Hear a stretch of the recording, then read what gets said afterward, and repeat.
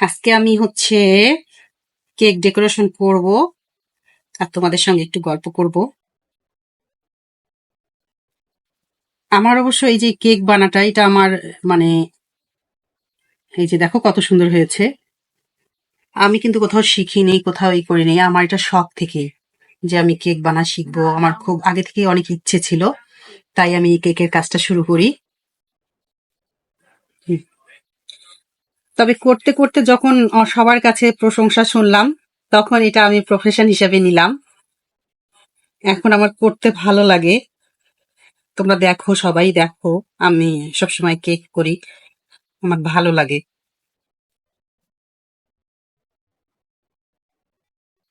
তোমরাও ইচ্ছে করলে এইভাবে এই ছোট ছোট কাজগুলো করে নিজের শখটা পূরণ করতে পারো। দেখো কত সুন্দর হয়েছে, একদম সফট। আমি এটা আমার অবশ্য আজকে এটা 3টা লেয়ার দিলাম, এটা 4টা লেয়ার দিলে বেশি ভালো হতো। 3টা লেয়ার দিয়ে ফেললাম, যাই হোক হয়ে গেল। এটাই আমি ডেকোরেশন করে দেখাচ্ছি। এখানে আমি প্রথমে হচ্ছে সুগার সিরাপ দিয়ে নিচ্ছি।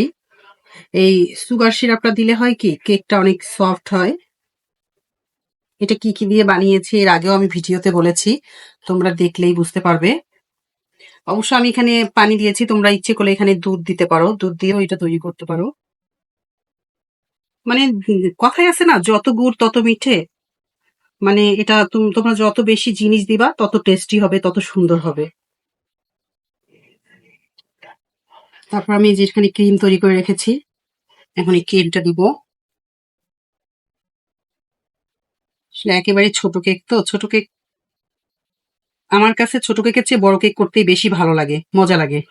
ডিজাইনটা ইচ্ছে মতো দেওয়া যায়, ইচ্ছে মতো কাজগুলো করা যায়। আর ছোট কেকে দেখা যায় একটু নাই করতেই নাই শেষ হয়ে গেল, জায়গায় পাচ্ছি না, মনে করেন যে ডেকোরেশন করার। হ্যাঁ।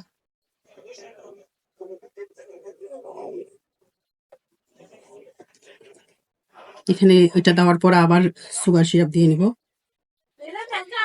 সুগার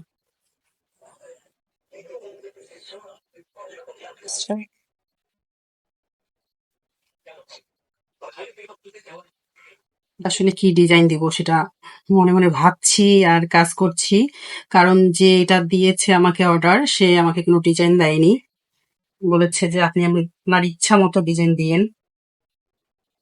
যখন কেউ এই কথা বলে না যে আপনি আপনার ইচ্ছা মতো ডিজাইন দেন, তখন কিন্তু আমার মানে বেশি ইতে করি আমি, যে আসলে কোনটা দিলে বেশি ভালো হবে, তখন আরো বেশি ভালো করার চেষ্টা করি।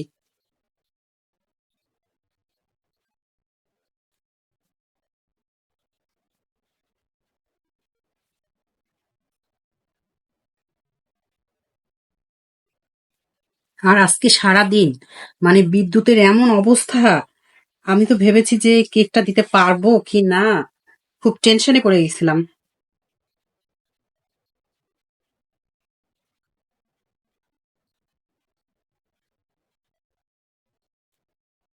এই ক্রিমটা খেতে কিন্তু অনেক মজা, আমার কাছে খুব ভালো লাগে।